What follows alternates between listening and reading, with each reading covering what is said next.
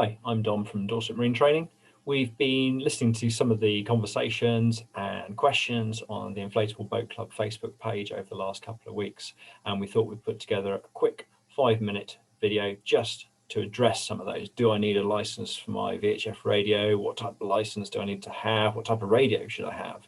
And hopefully we can address some of those points and help you folks actually make the right decisions with that.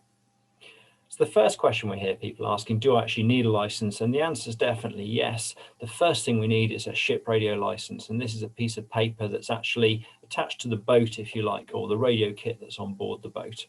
And it'll either be a ship radio license if you've got a radio that's attached and wired into the boat with an antenna, or it'll be a ship portable license, which is more applicable to most SIB users, kayakers, paddleboards, that kind of thing. It's really important to have it and actually have it on board the boat. The Coast Guard have then got the information about you if there's something that goes wrong. And if you've got a digital radio, if you've chosen a digital radio, then there's information on the license that needs to be programmed into your digital equipment, making sure it's all set up correctly in case of emergency. We also need a certificate of competence. This is your license, if you like, and you get this as a result of attending a course for a day. Now, it can either be online or it can be in the classroom.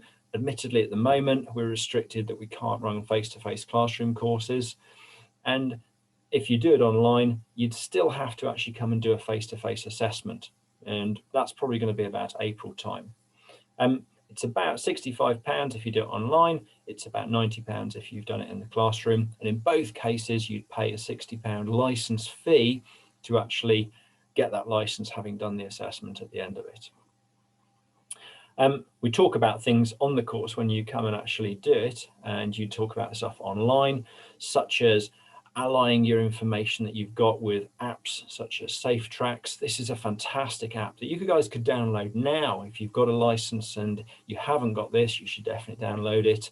If you haven't got your license yet, then maybe actually downloading this in advance. It helps the Coast Guard put all the information together, and you'd set this up with your boat details, your emergency contact details, what kit you carry on board, etc., etc. And they can access that in an emergency.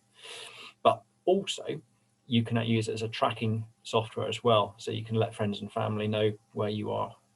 Maybe if you're home late, put their minds at rest. We often hear people ask the question, my radio is only for emergency. I don't need a license. Do I need a license? And the answer again is yes. Two things really. One, it's a legal requirement. So we've got to comply with that. As soon as we've got the radio on board the boat, we should have a license to use it. But secondly, if you do get into trouble, then one of the things we've done on the course, either online or in the classroom, is go through emergency procedures. How do I call for help? How do I actually say the right things? What should I say? How do I tell people my position, where I am, which is really important if you're in trouble or you need help. There's different types of emergency. So again, knowing which type of emergency to describe when you're trying to get help from other people. Equally important, whether you've got a digital or a non-digital radio, you get safety information sent out in different ways, possibly from harbour authorities, possibly from the Coast Guard, and it's important to know how to receive that.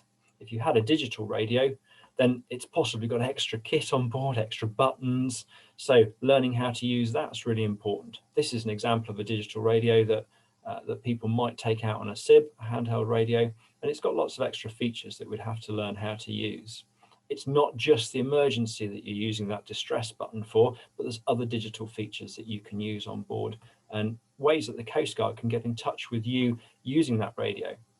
So the Coast Guard might in an emergency use your digital radio to summon you directly, or it could be that you hear a bleeping sound on the radio, which is a safety announcement. There's a hazard somewhere, or obstructions, or maybe if you're going through a harbour area, that there's divers in the water and you need to go slowly around that. So if we've got a digital radio, you'd be receiving that information in a different way. And it's another advantage of actually looking at the idea of a digital radio instead of just a normal one. Let's have a look at some different radio units and just see what is available to us. So here's some of the radios that we are used to being surrounded by. I grabbed some of these. 4 of these are ones that we use quite regularly, the ICOMs, and there's a couple of standard horizons that I've put in as well, just to talk about quickly. All of these are ones that are used in commercial applications, either hired to people who've got boats or our own ones off our life jackets that we take around with us.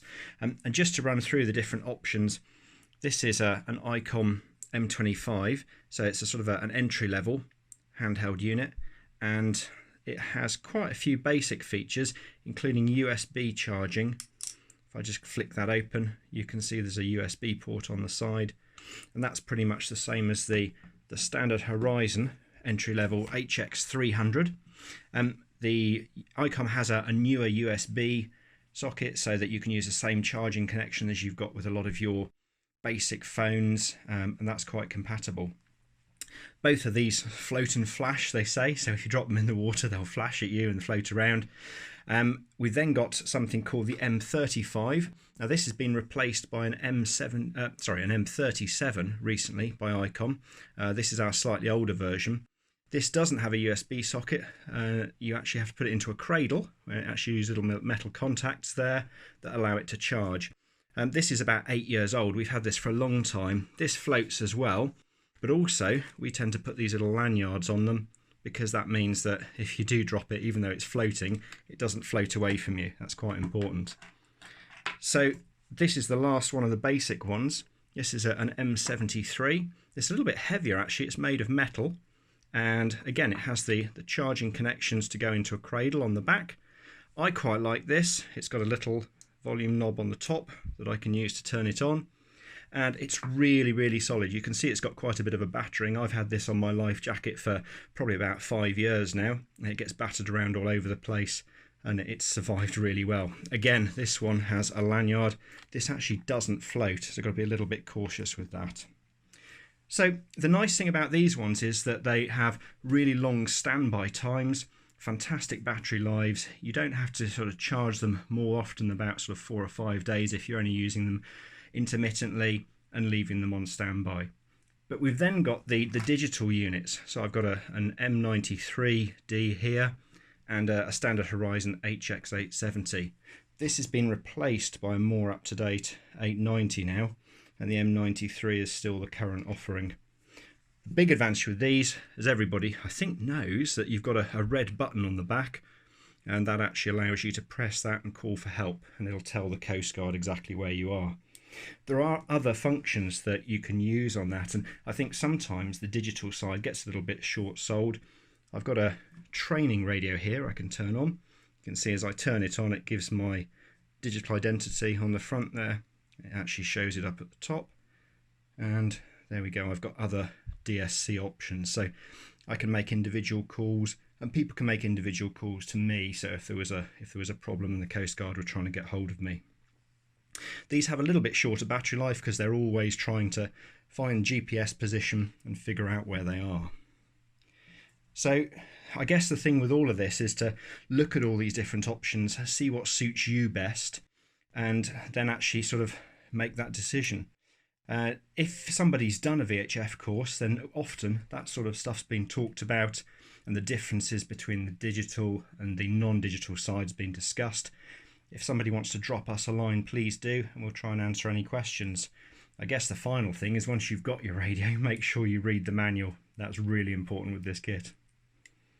So I hope this has been useful for you folks. We're going to run a live session soon, and in the meantime, feel free to check out our emerging YouTube channel. It's something we're developing, trying to put together some helpful videos for you folks, how to do things and make your boating life a little bit easier. See you soon.